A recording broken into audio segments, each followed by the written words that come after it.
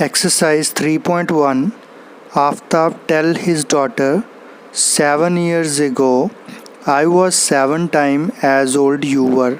ठीक है, 7 साल पहले बेटी तुम्हारी जो उम्र होगी उसको 7 से मल्टीप्लाई करने पे मेरी उम्र के बराबर होगी। ठीक है, और एक कंडीशन दे रखी है 3 years फ्रॉम नाउ, मीन्स आने वाले वक्त में तुम्हारी जो उम्र होगी उसको 3 टाइम्स मल्टीप्लाई करो तो वो मेरी उम्र के बराबर होगी। ठीक है, 2 कंडीशंस दे रखी हैं and we know that the chapter's name is pair of linear equation, तो 2 ही कंडीशन होंगी। ठीक है, तो हम इसको कैसे करेंगे?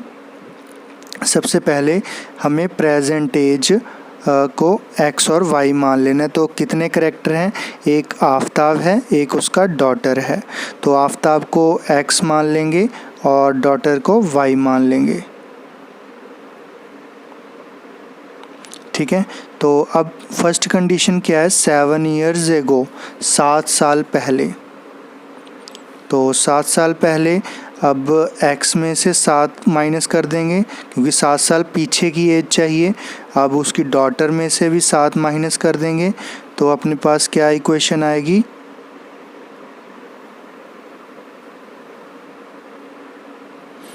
ठीक है, तो अपने पास ये आ गई x-7 और y-7 आज से 7 साल पहले इन दोनों की एजेस।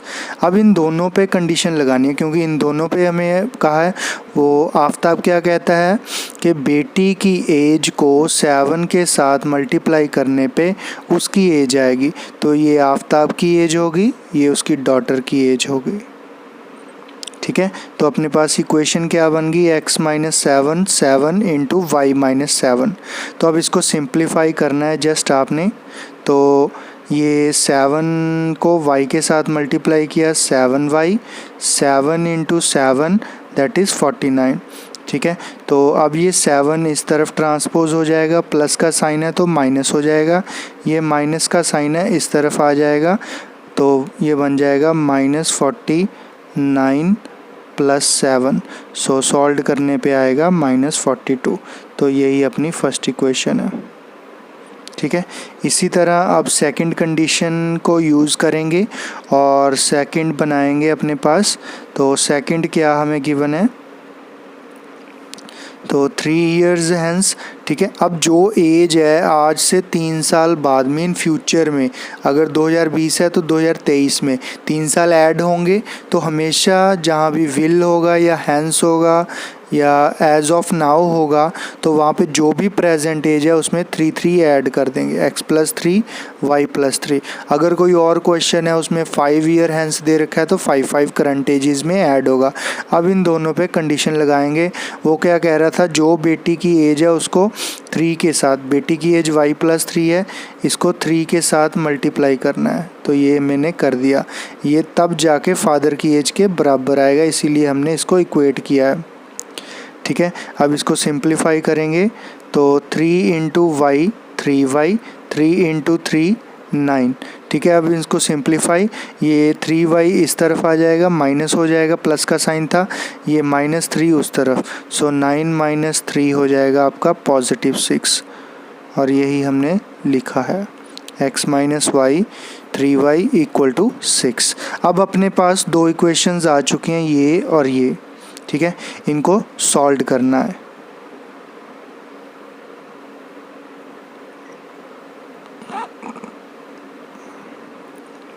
अब सेकंड इक्वेशन क्या है? x-3y = 6। हमने पहले क्या किया? एक वेरिएबल को उस तरफ ले गए, 6 + 3y। ठीक है, इस तरफ इसी हिसाब से रखना है कि हमें सिर्फ एक वेरिएबल रहे और वेरिएबल का कोफिशिएंट 1 हो। ठीक है, अब हम क्या करेंगे?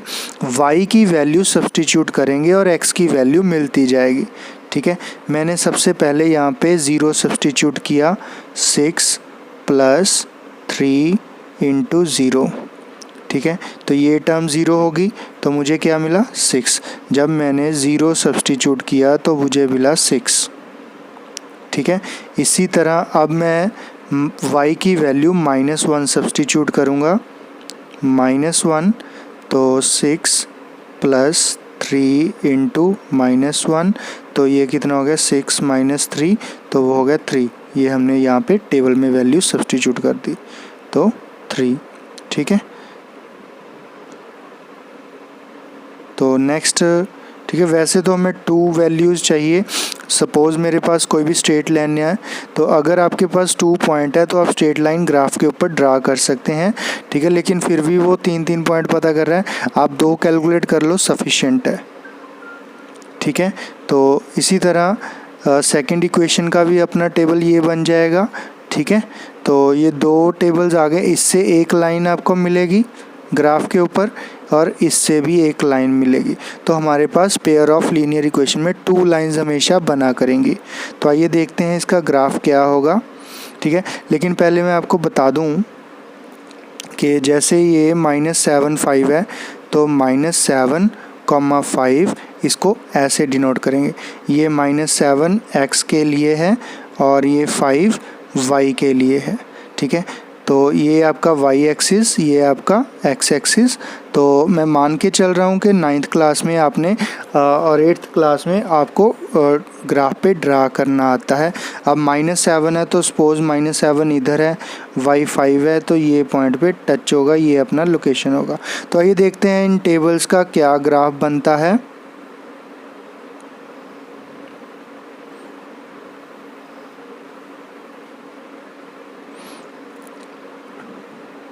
तो ये है जैसे -7, अब -7 ये पड़ा है तो हम ऊपर को जाना है, तो 5 चाहिए, 5 ये दोनों जहाँ पे मिलेंगे तो वो पॉइंट हो गया -7 5।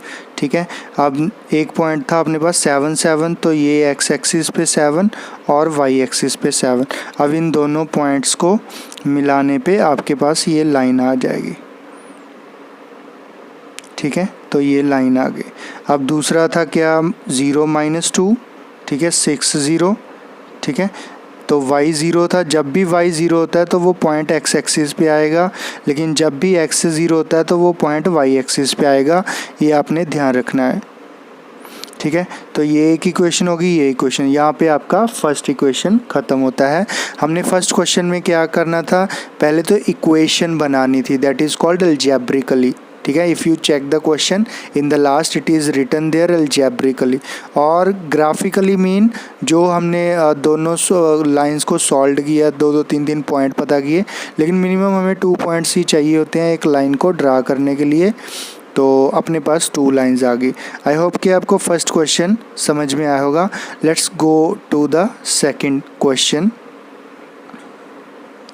अब सेकंड क्वेश्चन में क्या है, the coach of a cricket team, उसने 3 बैट्स और 6 बॉल्स 3900 के खरीदे और उसने एक और बार खरीदा 1 बैट और 2 बॉल्स, ठीक है, 1300 के।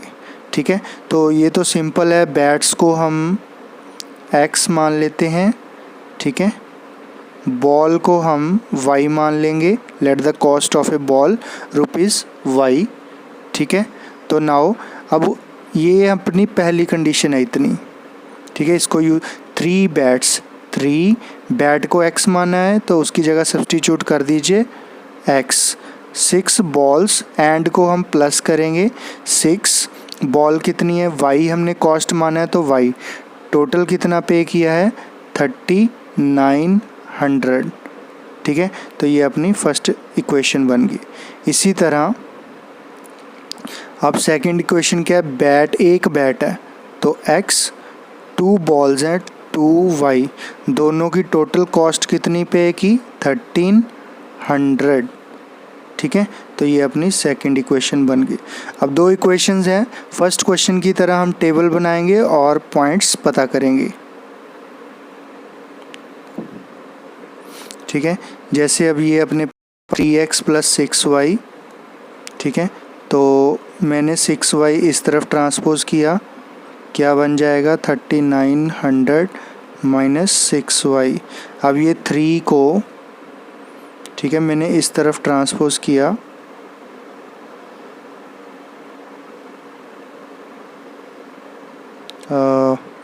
थ्री को मैंने इस तरफ ट्रांसपोज किया तो ये 3 नीचे आ गया।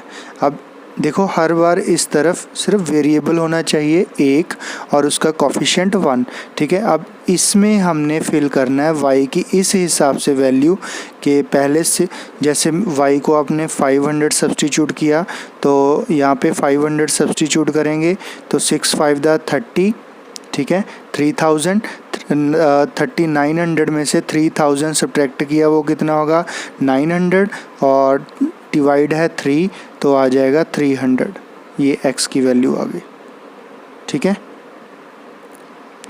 तो अब y की जगह पे हमने क्या सब्स्टिट्यूट करना है 600, 3900 माइनस 6 6 दा 3600 अपॉन 3, तो 3900 माइनस 3600 अपॉन 3 दैट इज़ 300 बचेगा, ऊपर नीचे 3 है तो डिवाइड करने पे आपके पास आएगा 100, ठीक है। x की वैल्यू आ गई 100। अब y की वैल्यू 700। आप कह रहे हो कि टेबल में तो फिल कर रखा है, तो ये आपने डिसाइड करने हैं कि आपके पॉइंट्स हैं जो ग्राफ पे वो इजी आए, डेसिमल में ना आए, आपने इस हिसाब से वैल्यू सब्स्टिट्यूट करनी है, ठीक है। लेकिन वैसे तो आप पॉइंट में भी आ जाए तो कोई दिक्कत नहीं है, लेकिन आपको ग्राफ के ऊपर ड्रा करने में दिक्कत आएगी, इसीलिए हमने y की वैल्यू इस हिसाब से चूज़ करनी है कि x की बिना पॉइंट वाली और इजी से इजी वैल्यू और नज़दीक से नज़दीक आए। अगर सपोज़ हम एक्स एक्सिस पे लास्ट यहाँ पे पॉइंट 900 है लेकिन अपनी पॉइंट 1200 आ रही है और इसको ड्रा करना बहुत मुश्किल हो रहा है, तो हमने पास पास में वैल्यू लेनी है लाइन ड्रा करने के लिए, ठीक है। लेकिन वो लाइन की जो फंक्शनैलिटी है उसको अफेक्ट नहीं करेगा, ठीक है। तो आइए देखते हैं इसका ग्राफ मैंने आपके लिए बना रखा है, ठीक है। ये सेकेंड इक्वेशन के भी आप इसी तरह पॉइंट्स पता कर लोगे, ठीक है। y अगर आपके पास y 500 इसमें सब्स्टिट्यूट कर रहे हो तो x 300 आ रहा है, check it on your rough notebook.